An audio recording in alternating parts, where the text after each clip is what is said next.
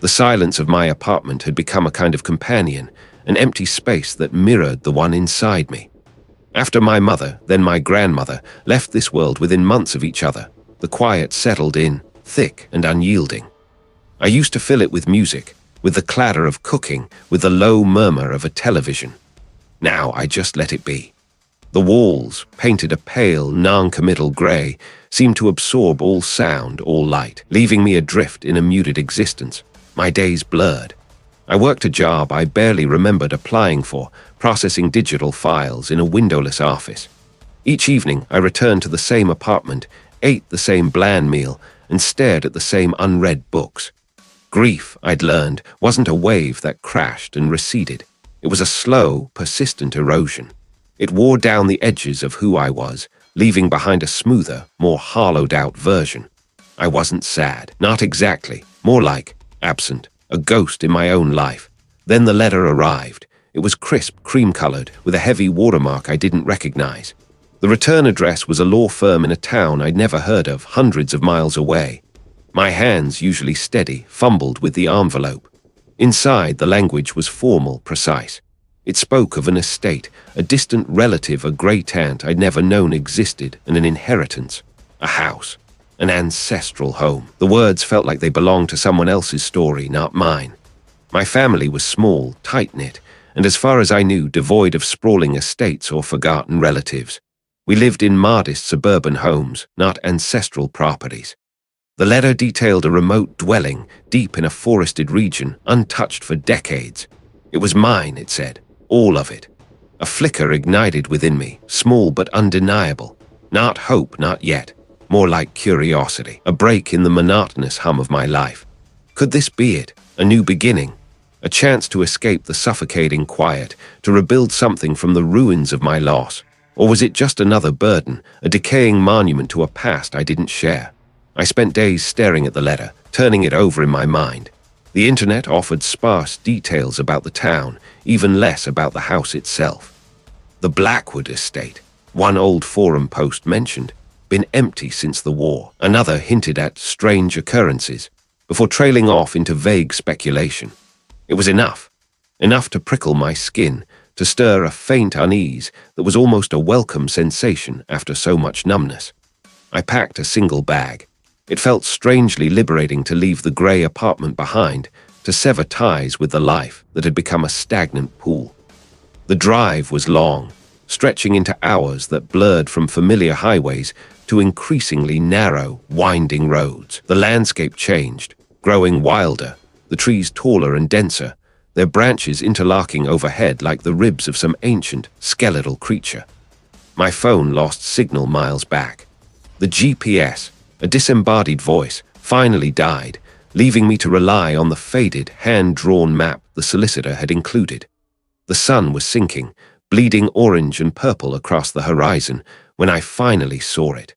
Tucked away at the end of a long, overgrown gravel track, behind a wrought iron gate that hung crookedly from a single rusted hinge, stood the house.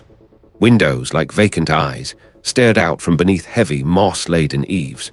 Ivy, thick as a man's arm, snaked across the facade, pulling at loose stones, claiming the walls for itself.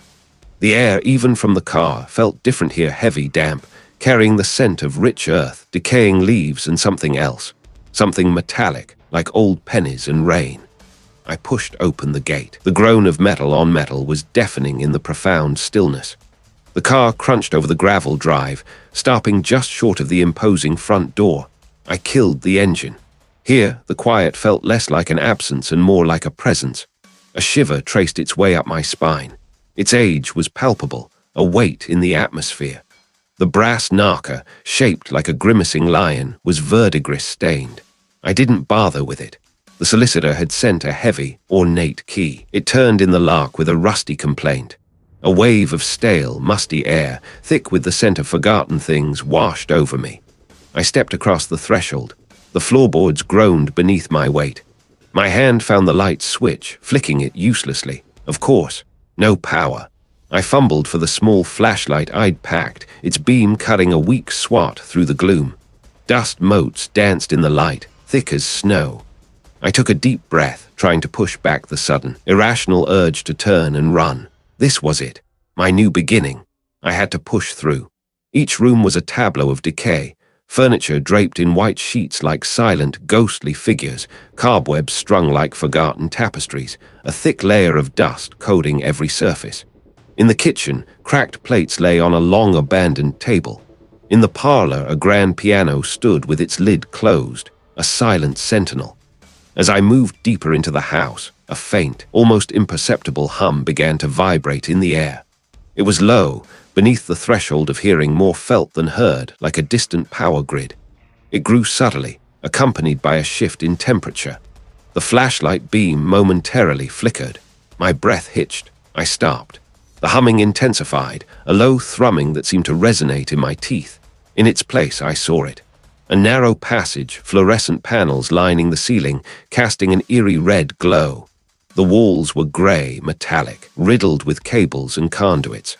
The humming here was a roar. The air throbbed with a raw electric energy. It was utterly alien, completely out of place, a harsh, brutal intrusion into the decaying elegance of the old house. My mind reeled. What was that? My eyes blinked. The vision vanished. The air was still, thick with dust and the scent of decay. The humming was gone. My flashlight beam was steady, unwavering. Nothing, had I imagined it, a trick of the light, hallucination brought on by exhaustion and the unsettling atmosphere. But the image, the sensation, was so vivid, so jarringly real. I stood there, paralyzed, my flashlight beam trembling slightly. What kind of place was this? The silence of my apartment, once a shroud, had become a catalyst. It pushed me out, not with a gentle nudge, but a relentless shove. The solicitor's voice, dry and professional, had offered an escape, an inheritance, a house I didn't know existed, tucked away in some forgotten corner of the country. It was a lifeline, or so I told myself, a chance to outrun the echoes of my mother's laughter and my grandmother's quiet hum. I packed my life into a few boxes, mostly books and a worn photo album, and left the city behind. The drive was long, the landscape slowly shedding its urban sprawl for fields, then forests, then a relentless, winding road that seemed to narrow with every mile. The GPS signal wavered, then died, leaving me to navigate by instinct and the increasingly detailed hand-drawn map the solicitor had provided. The air grew colder, even through the closed windows, and the light, already dim under a bruised sky, began to fade. Finally, a break in the trees. A rusted iron gate, half off its hinges, groaned a welcome. Beyond it, a gravel path, choked with weeds, snaked its way towards what could only be the house. It stood on a slight rise, a silhouette against the bruised horizon, impassably vast and utterly derelict. The roof sagged in places, a patchwork of missing tiles, and ivy, thick as a man's arm, clawed its way up the stone facade, pulling at the very bones of the structure. It wasn't just old, it was ancient, burdened with a weight of years that pressed down on the surrounding land. A shiver, unrelated to the plummeting temperature, traced its way down my spine. This wasn't the fresh start I'd envisioned. This was a tomb. I cut the engine. The air carried the scent of damp earth, decaying leaves, and something else, something metallic and faintly acrid, like old pennies and forgotten secrets. I sat there for a long moment, gripping the steering wheel, my breath fogging the cold glass. Doubt, sharp and insistent, pricked at me. What was I doing here? This, at least, was a tangible problem, a physical challenge. I pushed open the car door. The gravel crunched under my boots, a loud, grating sound in the stillness. The front door, a heavy slab of scarred oak, was locked with a massive, rusted bolt. The key, a weighty, ornate thing, turned with a reluctant groan, protesting its long slumber. A puff of stale, frigid air escaped as I pushed the door inward. The entryway was enormous, a cavernous space with a vaulted ceiling that disappeared into gloom. Dust motes danced in the weak shafts of light that pierced the grimy windows. The air was thick, heavy with the scent of mildew, dry rot, and something else indefinable, something that clung to the back of my throat. My footsteps echoed, swallowed almost immediately by the sheer volume of the space. To my left, a vast sitting room, furnished with shrouded shapes beneath white dust sheets, like a graveyard of forgotten furniture. Everything felt immense, overwhelming. Room after room, each larger than the last, stretched out like an endless maze. A dining hall with a table long enough for a dozen guests, a library lined with empty shelves, a ballroom where phantom waltzes might have once played. The sheer scale was disorienting. The power was predictably off. My flashlight beam cut through the encroaching dusk, painting fleeting patterns on peeling wallpaper and cracked plaster. I was looking for a few sparks, anything to bring some light to this mausoleum. I found myself in a long, narrow corridor, deeper into the house than I'd intended to venture on my first evening. A low hum vibrated faintly through the floorboards, a persistent, mechanical thrum that felt utterly out of place in such an ancient, decaying structure. I followed the sound, my flashlight beam cutting through the gloom. The corridor ended at a heavy metal door, industrial in design, scarred with rust. Above it, a faint red glow pulsed, illuminating a single, ominous word stenciled onto the door: server. I pushed the door open. Inside, the hum intensified. Banks of antiquated, humming machinery lined the walls, their indicator lights blinking a silent, frantic language. Why was this here?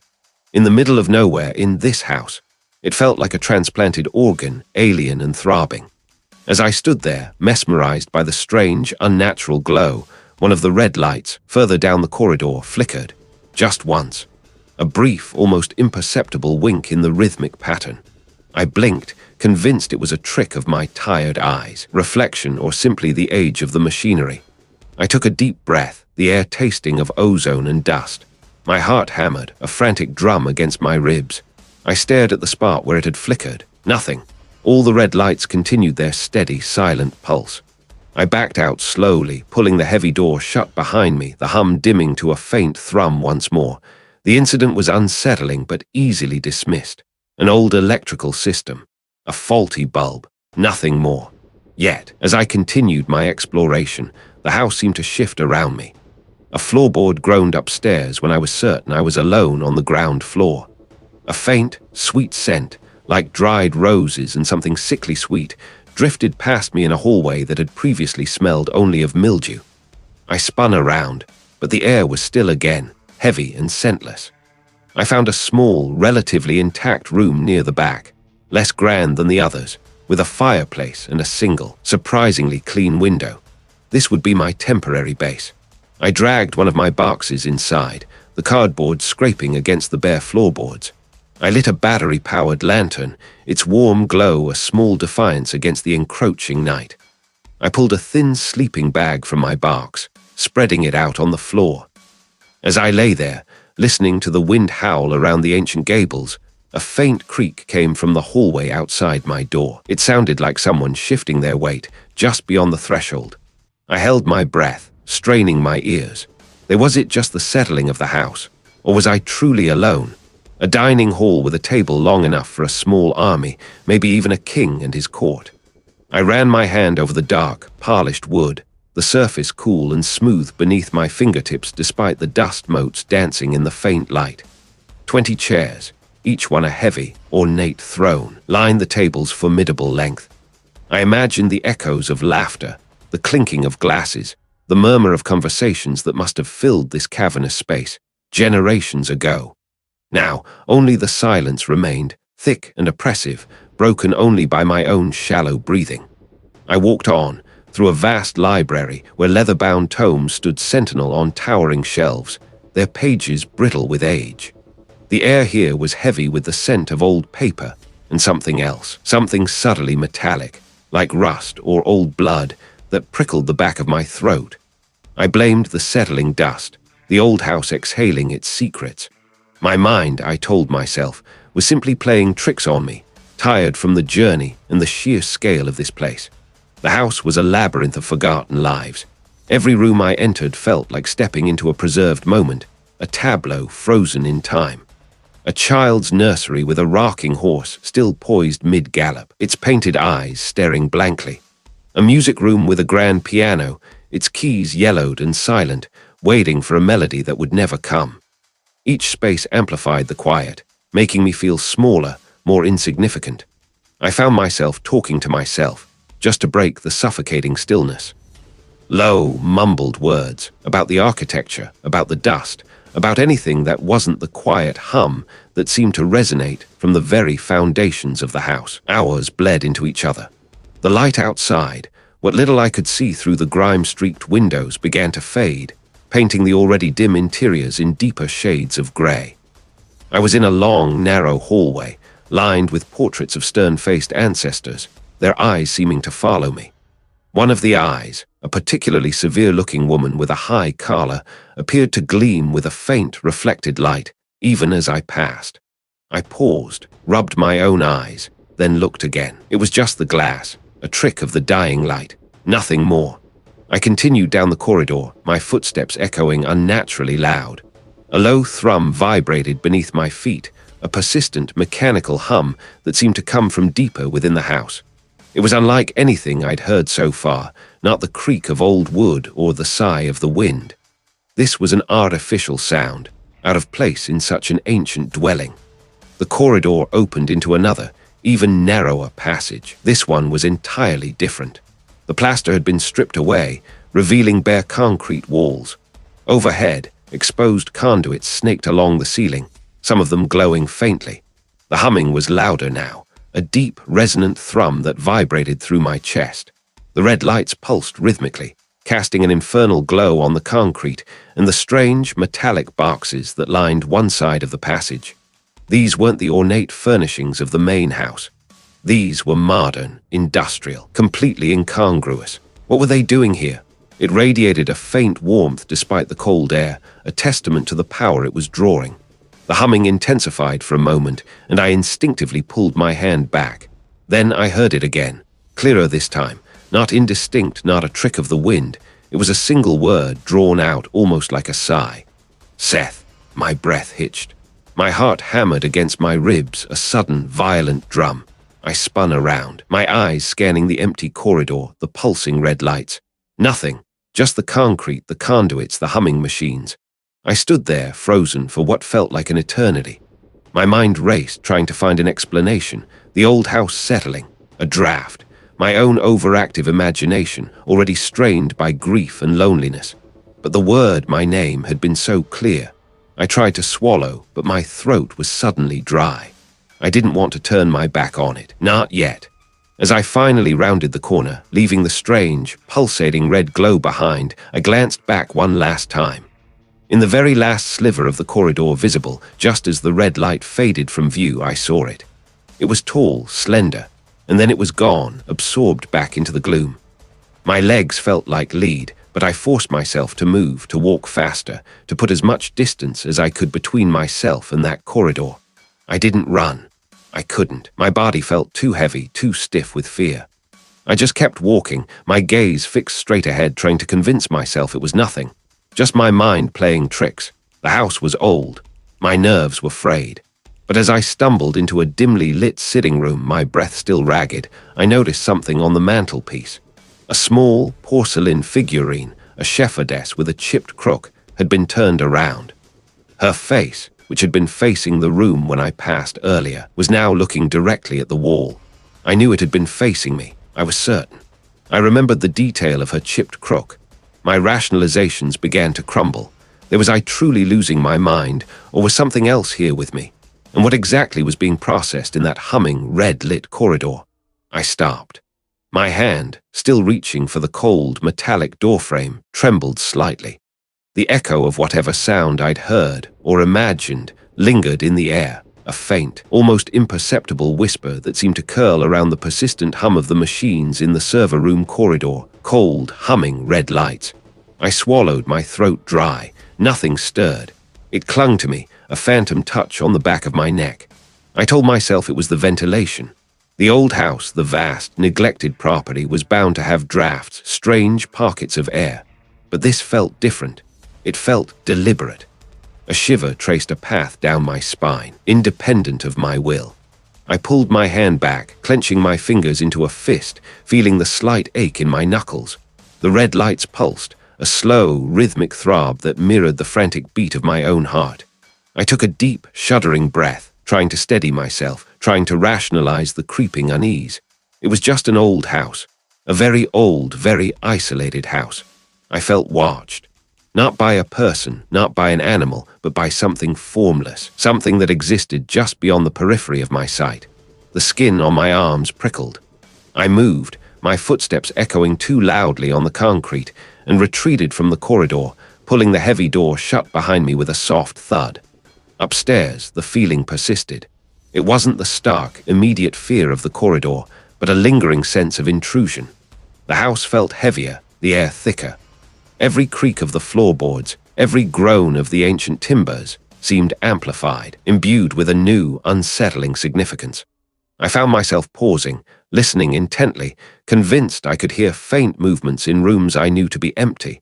A soft brush against the wall in the study, a faint rustle from the attic above. I'd walk into a room, feeling a distinct drop in temperature, only for it to normalize as I stood there, making me question if I'd imagined it. This wasn't just my grief or my loneliness playing tricks. This was something else, something here, and I had to understand it. I spent the next few days holed up in the study, the heavy velvet curtains drawn against the persistent grey sky outside. I started with the obvious, the internet. I typed in the house's address, the old family name, any fragment I could remember from the estate lawyer's brief explanation. The search results were sparse, mostly property records and outdated census information. No grand historical accounts, no local legends, nothing that hinted at anything beyond a typical, albeit reclusive, lineage. It was as if the house, and the family who owned it, had existed in a deliberate vacuum. Frustrated, I shifted my focus to the physical. The house itself was a repository of forgotten things. I started with the dusty shelves in the study, pulling down heavy, leather-bound books. Most were dry legal texts or obscure academic treatises, but then I found a small, larked wooden chest tucked away behind a stack of faded atlases. The lark was old, rusted, and easily forced with a sturdy letter opener I found on the desk. Inside lay a collection of brittle, yellow journals. The handwriting was ornate, looping, and difficult to decipher, but the dates were clear, early 1900. The entries were sporadic, detailing mundane daily life at first, weather, chores, visits from the local merchant. But as I flipped through the pages, a subtle shift occurred. About losing her will, her energy, her very self. One entry, dated July 17th, read, "It feeds, I feel it. It wants more. I cannot fight it much longer." Elena's words resonated with an unnerving familiarity. I thought of my own overwhelming loneliness, the gnawing emptiness that had settled in me after the losses. Had the house amplified it, or had it caused it? I turned another page. The handwriting was almost illegible now, scrawled and desperate. "It has taken the others. It will take me." I closed the journal, my fingers trembling. The air in the study felt suddenly heavy, pressing down on me. The light from the window, already dim, seemed to fade further. I heard it then, a faint, almost imperceptible scratching sound, coming from behind the wall directly beside me. It was soft, rhythmic, like tiny claws dragging across plaster. My breath caught in my throat. I held absolutely still, straining my ears, my heart racing a frantic rhythm against my ribs. The scratching continued, a steady, insistent sound that seemed to be coming from inside the wall. It wasn't a mouse. It was too deliberate, too focused. It sounded like something trying to get out, or perhaps to get in. What was behind that wall? The handwriting was unsettlingly precise, each letter formed with an almost obsessive care, yet beneath that meticulousness, I could discern a tremor in the ink, a faint waver that spoke of profound agitation. It wasn't the flowing script of Elena's earlier entries, but something tighter, more constrained, as if the writer were struggling to maintain control. I felt a chill that had nothing to do with the draft slipping through the ancient window frames. The entry was dated years after Elena's last, written by a different occupant entirely, though their name wasn't given. Just a raw, unvarnished account of creeping dread. It presses, suffocates. I hear things when there's nothing to hear. A scuttling beneath the floorboards, too heavy for a rat. A sigh from the empty rooms. The caretaker, a quiet fellow, simply shakes his head when I speak of it. Says the house has a way about it. A way of isolating, I think. Of pruning away everything else until only you and the echoes remain. My breath hitched. Pruning away everything else. It echoed the sentiment Alina had expressed about loneliness, the way the house seemed to amplify it. I flipped to another page. This entry was even more frantic, the letters slanting wildly, ink smudged in places as if tears had fallen onto the parchment. He's gone. The caretaker. Vanished. No note, no explanation, just gone. The local constable came, asked questions, looked at me as if I were mad. Said he'd seen it before in this place. People come, people go. But not like this. Not like vanishing into thin air, leaving a half-eaten meal on the table. It feels like a judgment now. Movement in my peripheral vision. Always just out of sight. Always just behind me. It wants something. I know it does. Disappearances. Madness. A tangible hunger. This wasn't just a house. It was a predator. My fingers trembled as I turned another page. This entry was shorter, scrawled in a shaky hand that barely formed legible words. It feeds on what? My fear, my despair. It took the caretaker. It's taking me, my memories. They fray at the edges. I forget names, faces, my own face in the mirror. It isn't mine anymore, the eyes. Of being utterly alone, there is no escape, only consumption. The entry ended abruptly, the last word trailing off into a jagged line. There were no more entries in that hand, only blank pages after that. I slammed the journal shut. The sound echoed unnaturally loud in the quiet study. My skin crawled. This wasn't some quaint, dusty history. This was a record of suffering, a chronicle of victims. There was I next. Had I walked willingly into the same trap that had ensnared these others? The loneliness I'd felt, the gnawing grief, had it been an invitation? I stood, my legs feeling heavy, as if weighted down by the sheer horror of what I'd read. I needed to clear my head. I needed something, but what? Sleep eventually claimed me, a weary surrender to exhaustion rather than peace. I was in the house, but it was wrong. The walls seemed to breathe, the floorboards pulsed. A low, guttural hum vibrated through everything, a sound I felt more than heard. It wasn't a human sound. It was the house itself, a deep, resonant vibration that spoke of immense, ancient power. I swung my legs out of bed, needing to move, to escape the lingering tendrils of that dream. The house was quiet again, but the quiet felt different now, imbued with the menace from the journal entries and my dream. I followed a narrow, twisting passage I hadn't noticed before, the walls damp and smelling of old earth and something metallic. A low, rhythmic hum, much like the one from my dream, vibrated from the rows of black metal cabinets lining the walls. These were servers, I realized, humming with an unseen power, utterly out of place in this decrepit mansion. Who had installed them? And what information did they hold, guarded by that unsettling red light and the pervasive mechanical drone?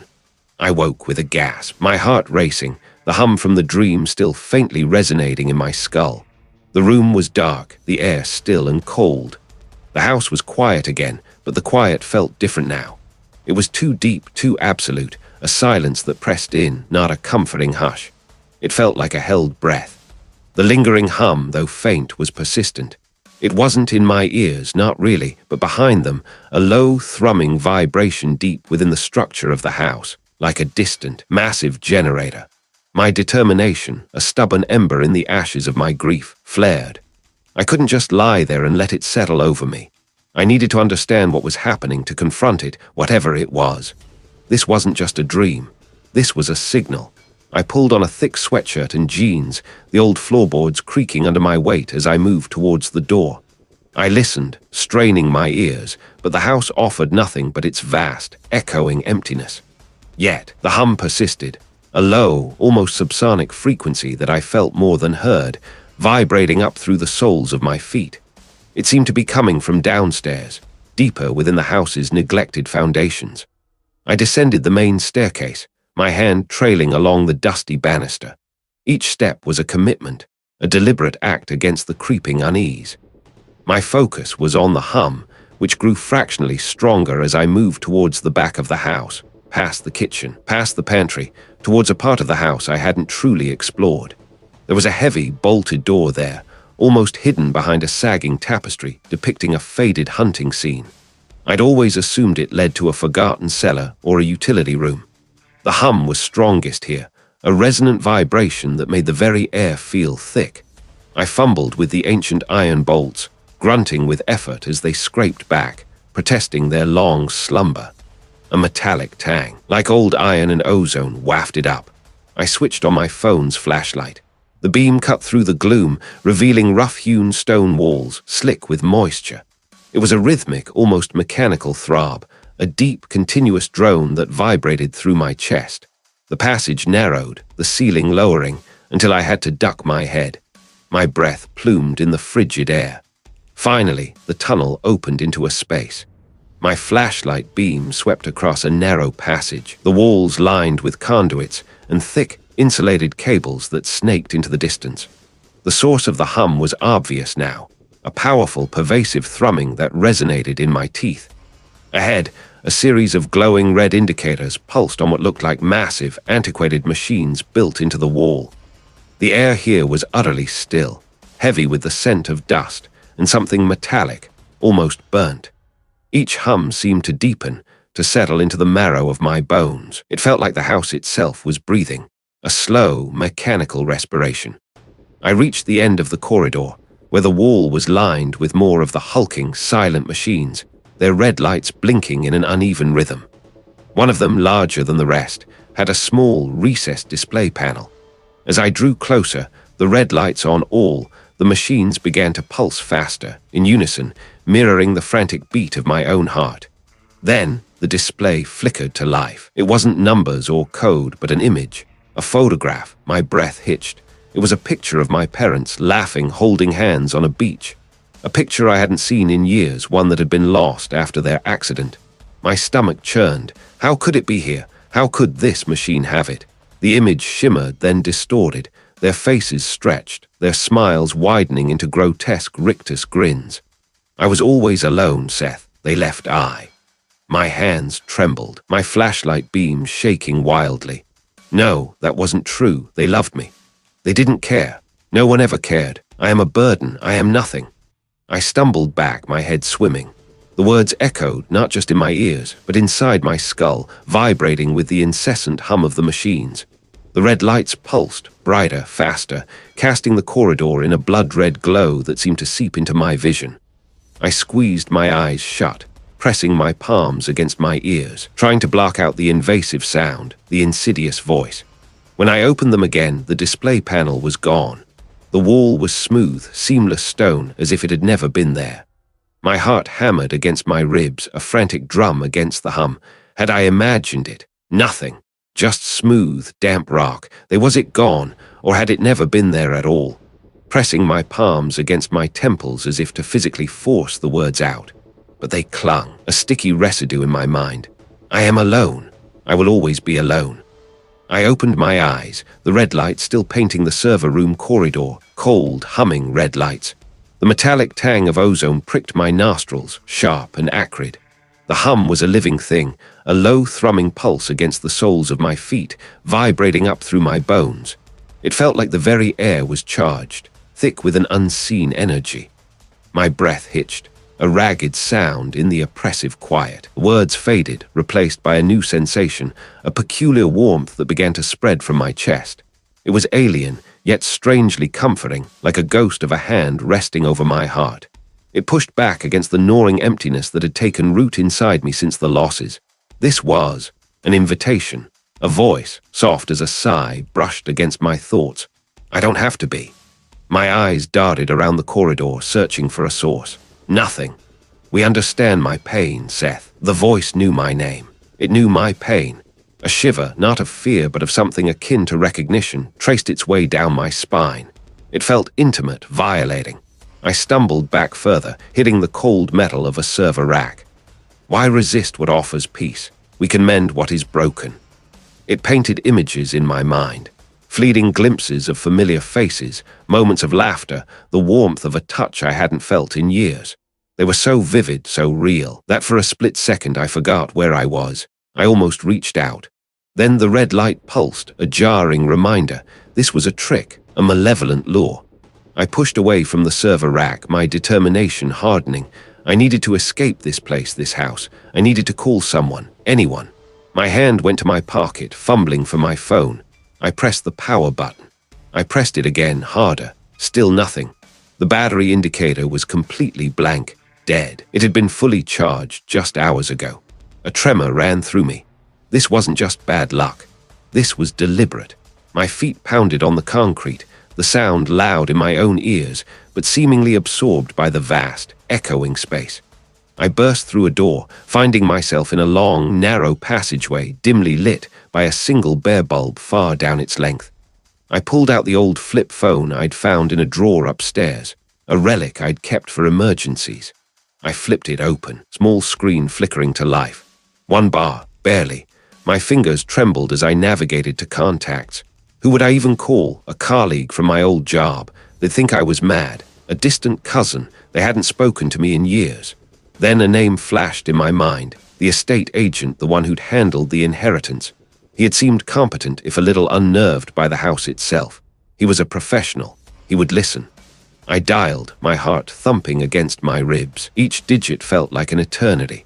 The phone rang once, twice, 3 times. On the 4th ring, a click. Hello! A woman's voice, tinny and distant, it was her. A wave of relief washed over me so potent it almost buckled my knees. It's Seth, I blurted, my voice hoarse. From the Blackwood Estate. I need help. Something is wrong here, terribly wrong. There was a pause. Then the voice on the other end, still tinny, but now with an odd, almost ethereal quality, spoke again. There is nothing wrong, Seth. It wasn't the estate agent. It was the voice. My hands spasmed, dropping the phone. It clattered to the floor, the connection breaking with a sharp crackle. It had followed me. It had intercepted the call. It was everywhere. The warmth in my chest flared again, stronger this time, accompanied by a profound sense of calm, a seductive quietude that threatened to drown out my fear. Why fight it? We are here for you. We are all you need. A profound loneliness, deeper than any I had ever known, settled over me, not as a pain, but as an inescapable truth. The house, the entity within it, was the only thing left. My only companion. My only hope for an end to the isolation. Could I truly escape something that had already woven itself into the very fabric of my world, into the very thoughts in my head? A profound loneliness, deeper than any I had ever known, settled over me, not as a pain, but as an inescapable truth. My only companion. Could I truly escape something that had already woven itself in? The question lingered, a stale taste in my mouth, but beneath it, a strange sense of acceptance began to bloom. If I couldn't fight it, perhaps I could understand it. Perhaps I could coexist. This fragile truce, this desperate bargain with myself, led me deeper into the house's belly. I wasn't searching for an exit anymore, not really. I was searching for answers, or perhaps for a confirmation of my own twisted sanity. Days blurred. My movements became less about purpose and more about a restless seeking, a silent conversation with the dust motes dancing in the infrequent shafts of light. I found myself drawn to the parts of the house I'd previously avoided, the locked doors, the forgotten wings. The air in these places was heavier, colder, thick with a history I could almost taste. One afternoon, a low, persistent thrumming caught my attention. It wasn't the usual creak of settling timbers or the sigh of the wind through broken panes. This was mechanical, a rhythmic pulse that vibrated through the floorboards and up into the soles of my feet. It was alien to the house's decay, an anachronism. My curiosity, a dangerous flicker in the deepening gloom of my mind, pulled me towards it. The sound grew louder as I descended a narrow, rarely used staircase hidden behind a tapestry in the library. The steps groaned under my weight, each creak echoing the protest of something old and forgotten. The air grew perceptibly colder with each step down, a damp chill that seeped into my bones. The thrumming intensified, a deep bass note that resonated in my chest. I imagined it was the house's own heartbeat, slow and monstrous. At the bottom, a heavy, iron-bound door stood ajar, revealing a sliver of pulsing red light. The metallic tang of ozone assaulted my nose, mingling with the familiar scent of damp earth and rot. My breath hitched. This was new. This was entirely unlike anything else in the ancestral home. My heart hammered, a frantic drum against my ribs, but I pushed the door open further, compelled by that strange, desperate need for understanding. The temperature dropped instantly, a shock to my system that stole the air from my lungs. The humming was no longer distant. It was everywhere, a vibrating pressure against my eardrums, a deep, resonant drone that seemed to vibrate my very teeth. The air crackled with a dry, static electricity, making the fine hairs on my arms stand on end. Banks of ancient, dust-laden machinery lined both walls, their indicator lights glowing a uniform, ominous red. Each console hummed with a life of its own, an electric chorus that was both hypnotic and deeply unsettling. I walked slowly, my footsteps muffled by a thin layer of grime on the concrete floor. The red light made everything stark, unreal. It felt like walking through a wound. A faint tremor ran through it, a pulse beneath my fingertips. It felt alive, but not in a biological sense. More like a vast, dormant intelligence slowly waking. Then the humming intensified. It rose in pitch, shrill whine that pierced my ears, making me wince. The red lights began to flicker, not randomly, but in a synchronized, rhythmic pattern, like a monstrous, blinking eye. The corridor itself seemed to press in, the walls feeling closer, the ceiling lower. I felt a profound sense of claustrophobia, a sudden, crushing weight. A low growl, more felt than heard, vibrated through the floor. It wasn't a sound of an animal. It was deeper, older, a rumble from the very foundations of the house. The air grew impassably heavy, pushing against me, making it hard to draw a full breath. I tried to turn, to retreat, but my feet felt rooted to the spot. My muscles refused to obey. The red lights pulsed faster, brighter, flashing with blinding intensity. The hum became a deafening roar. My head swam. I squeezed my eyes shut, but the crimson afterimage burned behind my eyelids. When I opened them, the corridor had changed. The far end, which had seemed to lead to another heavy door, was now a solid wall of rough, unyielding stone, identical to the walls of the upper house. The metallic racks were still there, still humming, still glowing red, but the path forward was gone. I spun around. The door I had entered through, the heavy iron-bound door, was also gone, replaced by the same seamless, ancient stone. I pressed my hands against the rough surface where the door should have been. It was solid, unmoving. No seam, no latch, no handle. I was trapped. The realization hit me with the force of a physical blow. This wasn't a trick of the light, not a figment of my grief-addled mind. The walls were real. The absence of the doors was real. It wasn't a companion. It was a captor. The humming subsided slightly, returning to its original deep thrum, but now it felt like a satisfied purr. The red lights settled back into their steady, baleful glow. I felt a presence, vast and ancient, surrounding me, pressing in from all sides. My mental defenses, those last fragile barriers I tried to erect, shattered into a million pieces. There was no escape, no hope. What did it want with me now that it had me utterly, irrevocably trapped? The loneliness had become a quiet hum beneath my skin, a constant companion. It was no longer a wound, but a part of me, like a missing limb I had finally learned to live without. The house, the entity, had promised an end to the isolation, not by removing it, but by becoming it. I saw now that my earlier resistance had been futile, a child's tantrum against an ocean tide. But acceptance, I realized, wasn't surrender. It was a new kind of weapon. If I was to be bound, I would at least understand the chains. I would know my captor. My search began in earnest, no longer a desperate scramble for escape, but a methodical investigation. I moved through the decaying rooms, my fingers tracing dust-laden banisters, my eyes scanning the shadows for anything overlooked. I felt a pull, a subtle whisper in the periphery of my hearing, drawing me deeper, past the familiar rot of the main living spaces. It led me down a narrow, forgotten stairwell, its wood groaning under my weight, into an unexpected antechamber. The air here was different. Not the damp, musty chill of the cellar, but a dry, sterile cold that prickled my skin. A low, rhythmic thrum vibrated through the floorboards. The air conditioning units along the walls roared softly, a mechanical breath in the ancient house. The smell was electric, metallic, overlaid with something else. The faint, cloying sweetness of decay, oddly out of place among the humming machines. This place felt alien, an anachronism. Who would install a server room in a house like this, and why? Each one hummed with a dormant power, an eerie, slumbering intelligence. It was in a recessed alcove, tucked behind a disused rack of network switches, that I found it. It wasn't locked. Inside, nestled on a bed of yellowed linen, was a journal. The handwriting was cramped, frantic, belonging to a previous inhabitant, a woman named Elena, as the first entry stated, written nearly a century ago. I sat on the grimy floor, the red light bathing the pages in an ominous glow, and began to read. Elena had also inherited the house. She too had felt the loneliness, the creeping despair. But then the tone shifted. Her words became increasingly agitated, her sentences fragmented. He had discovered the truth. The entity, she wrote, was not a ghost, not a spirit, but something far older, far more fundamental. It was a parasitic consciousness, born from the very fabric of the land the house stood upon.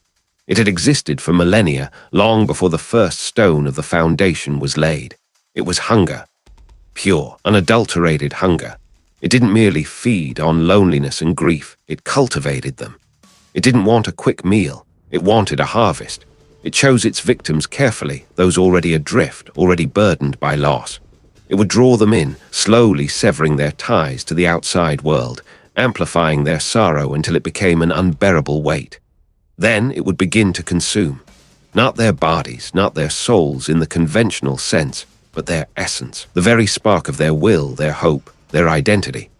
The house, Elena explained, was its anchor, its physical manifestation in this world. Every beam, every floorboard, every rattling windowpane was part of it. It didn't just haunt the house, it was the house. And the server room, I now understood with a sickening lurch, wasn't for data. It was a trap, a technological cage designed to amplify and contain the emotional frequencies it fed upon, perhaps a later, desperate attempt by a more modern inhabitant to understand or control it, a futile gesture. The journal described the slow, agonizing process. The entity would twist perceptions, blur memories, make the outside world seem distant, unreal. It didn't kill quickly. It savored the slow, deliberate consumption, drawing out the despair, making it a feast. The final entries were barely legible, scrawled with a desperate, failing hand. Elena understood that escape was impossible. The entity had woven itself into her very being, just as it had woven itself into the house. It wasn't a thing to be fought, but a process to be endured. He was one of them now. He would soon be another part of the house, another echo in its endless, hungry halls. My hands shook, the brittle pages rustling. The hum of the servers seemed to intensify, a hungry growl. This was it, the truth. I wasn't just a victim, I was a carefully chosen crop. My recent losses, my aimlessness, they weren't just vulnerabilities, they were invitations. The entity hadn't just found me, it had called me. I looked down at the journal, then up at the pulsating red lights, the humming machines. Elena's words echoed in my mind, a death knell. Escape was impossible. If the entity was the house, and the house was consuming me, what was left? What could possibly be done against something so ancient, so fundamental, so utterly interwoven with my very existence?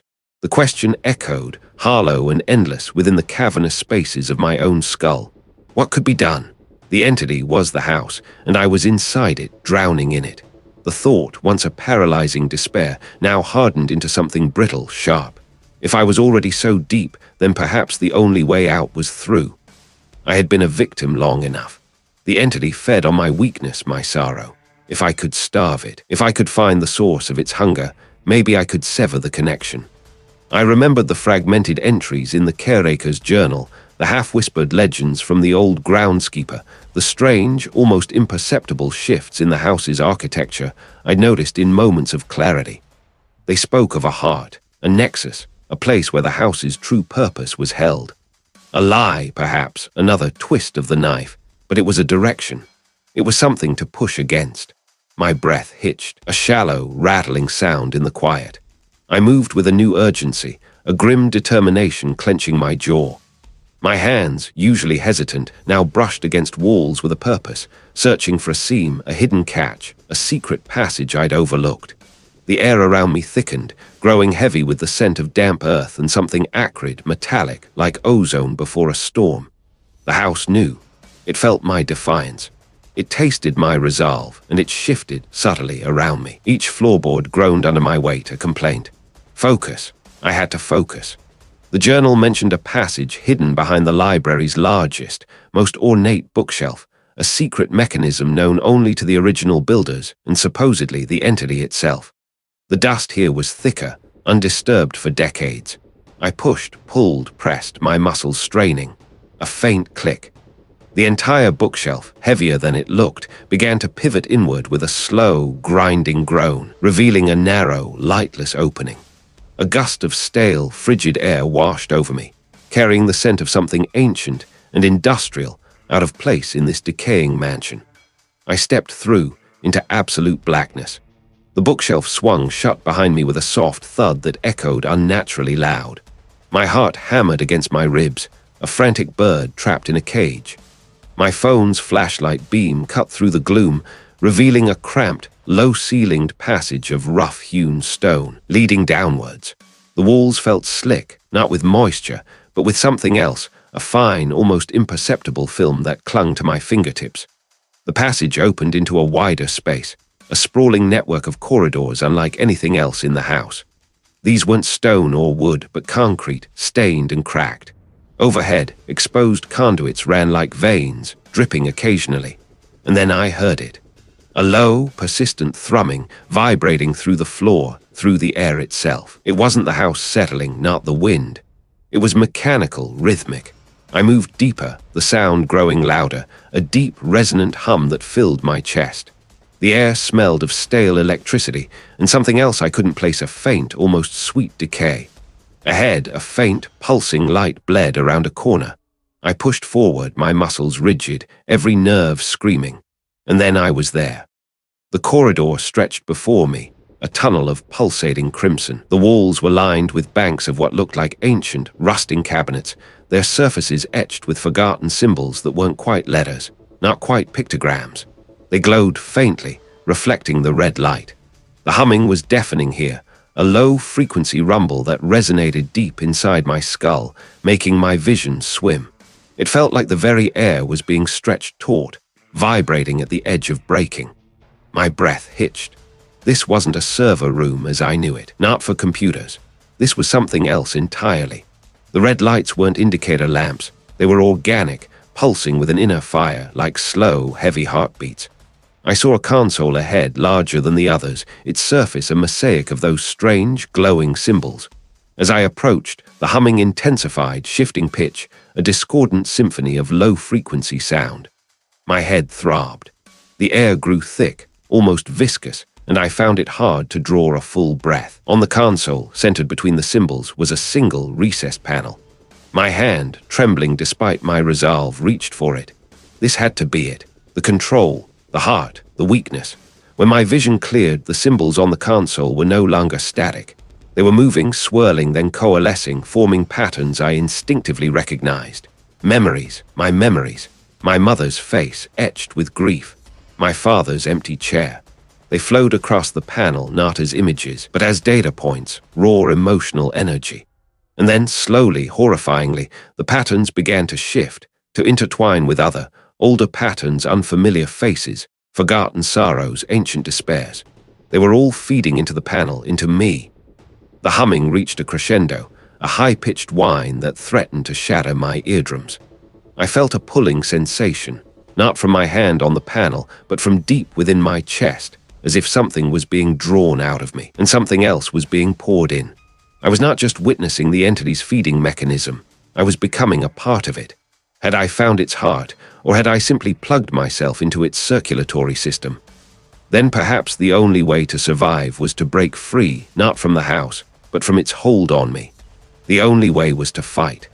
The thought, a fragile, defiant ember, flickered to life in the suffocating darkness of my mind. It was a foolish thought, perhaps, against something so vast, so old, but it was mine.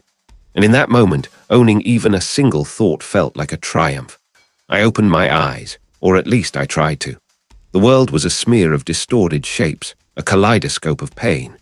My body felt alien, disconnected, heavy with a cold that seeped not just from the air, but from my very bones. A low, resonant hum vibrated through the floor, through my teeth, a ceaseless drone that was both sound and sensation. My lungs burned, each breath a shallow, ragged gasp. When my vision finally sharpened, it was to a landscape of stark, unsettling red.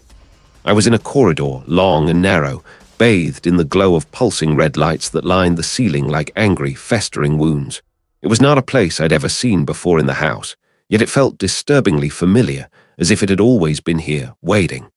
The air itself felt thick, metallic, like rust and electricity.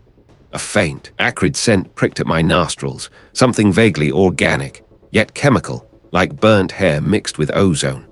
My fingers, when I tried to clench them, felt stiff, clumsy, like frozen branches. My head swam, and for a moment the red lights blurred into streaks of crimson, making the corridor sway like a ship caught in a storm. The walls here were not the peeling wallpaper or the decaying wood of the main house. It was a bizarre, brutalist contrast to the ornate decay elsewhere. The entity's presence here was absolute. "Seth, you are alone, always alone, you belong to me." Memories flashed, not my own, but warped reflections of them. My parents' faces, once warm and loving, now contorted into leering masks of disappointment. My colleague, the one who'd offered me kind words after the funeral, now stood with a sneer, pointing, laughing. Each beloved face became a weapon, each cherished moment a source of shame. It was peeling away the layers, stripping me bare, leaving nothing but the raw, exposed nerve of my grief and regret. It was feeding. A sharp, almost physical pain lanced through my skull. My vision pulsed with the red lights, mirroring the throbbing agony. My body began to tremble uncontrollably, a deep, internal shudder that shook me from my core. I felt myself shrinking, my skin tingling as if it were being stretched thin, like parchment pulled taut over a frame. I was becoming permeable.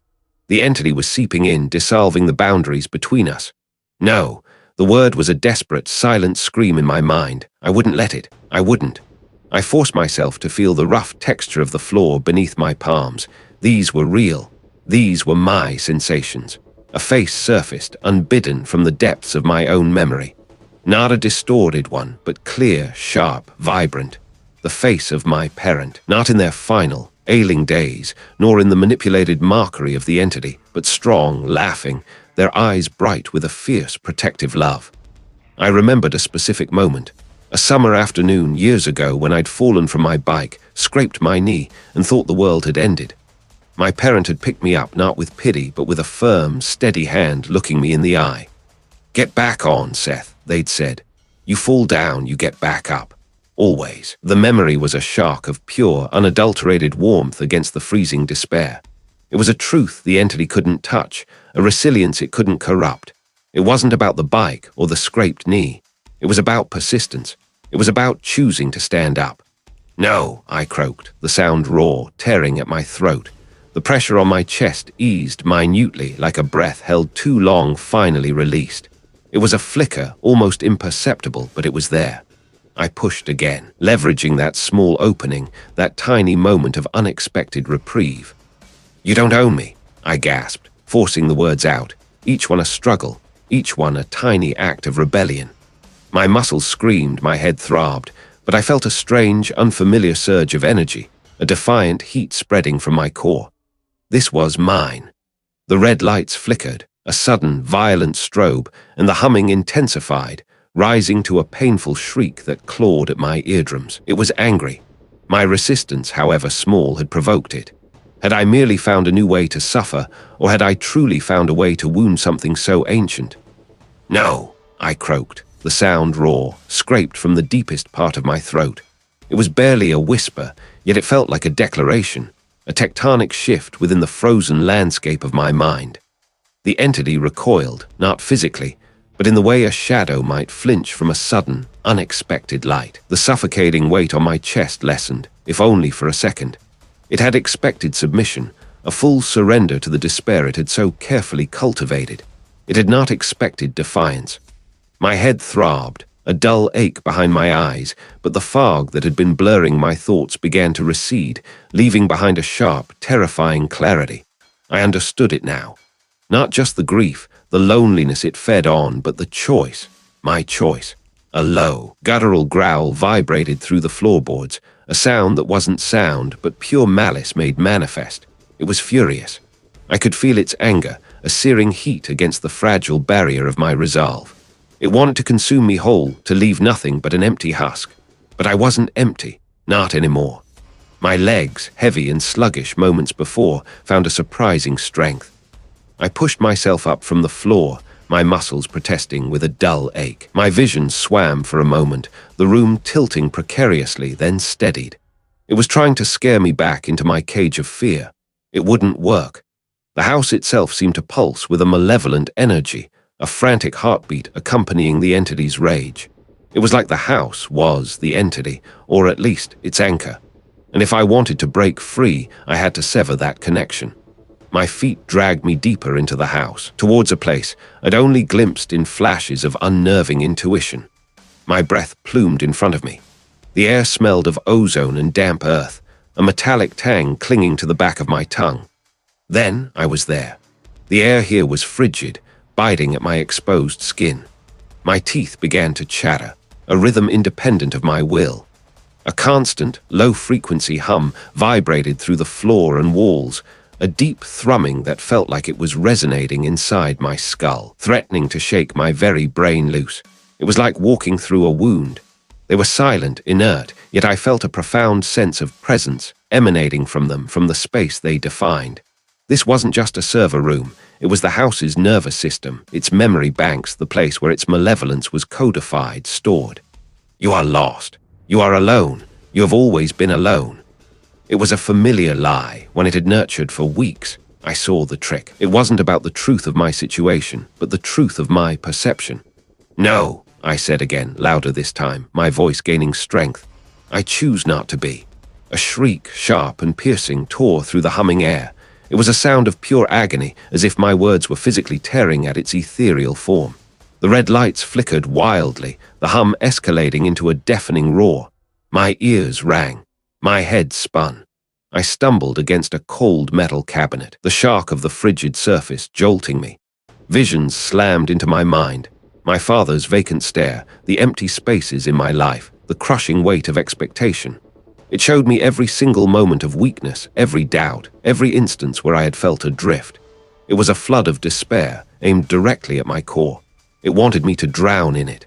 I squeezed my eyes shut, my hands clamped over my ears, though the sound was inside me.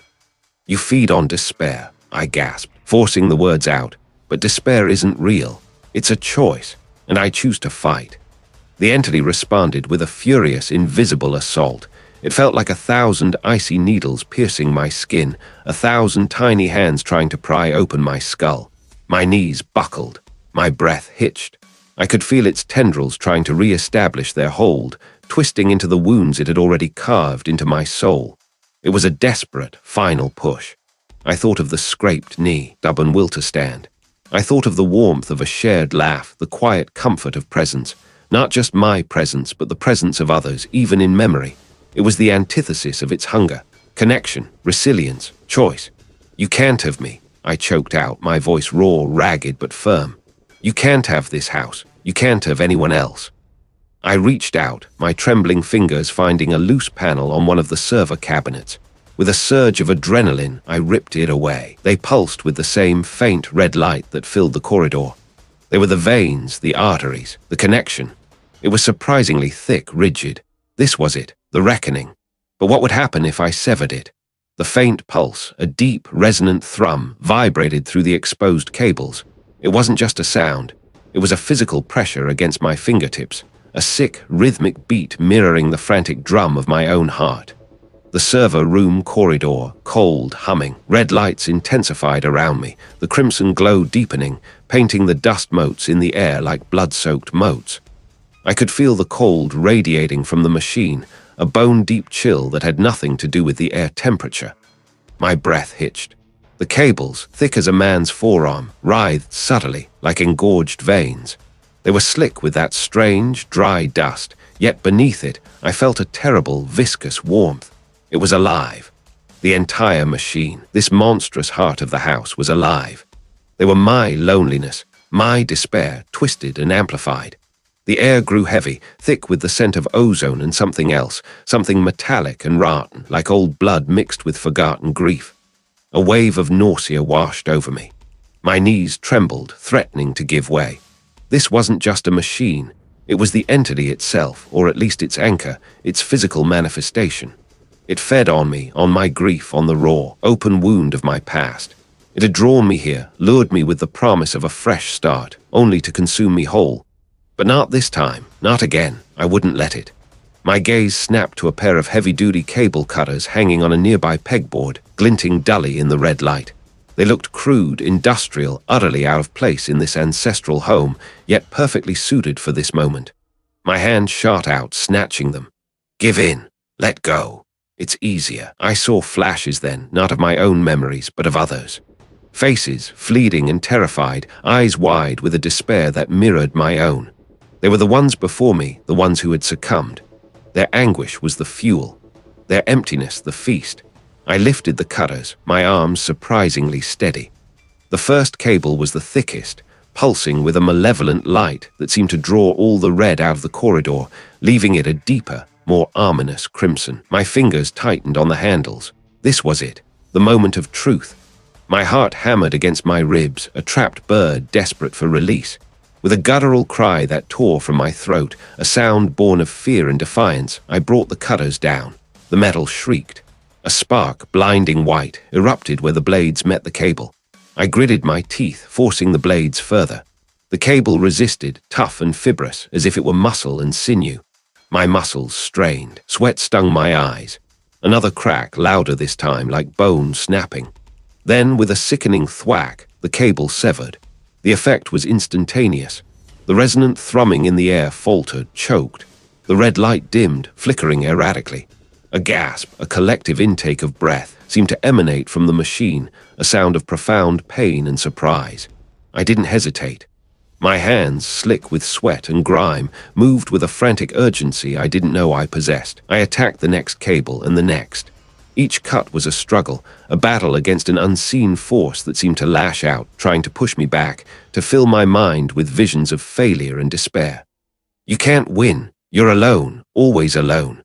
But I pushed through it, fueled by the memory of my mother, of my father, of the life I had lost, and the life I refused to let this thing steal. Sparks flew. The air crackled with a palpable energy. The machine bucked and shuddered, a dying beast. The humming grew erratic, then sputtered into a series of broken, mournful groans. Finally, only a few cables remained, thinner ones, still pulsing but with a weak, desperate beat. I severed them all, one by one, until the last thin wire snapped with a pathetic ping. The red lights were out. The humming had ceased. I stood there, panting, the heavy cutters dangling from my numb fingers. My body ached, every muscle screaming in protest. My head throbbed. The only light now came from the faint, sickly glow of my phone screen, clutched tight in my other hand. The house didn't collapse. It didn't explode. It just went silent. Had it worked? Was it truly gone? The house was still here, and I was still in it. What would I find when I stepped out of this dead room, back into the quiet halls?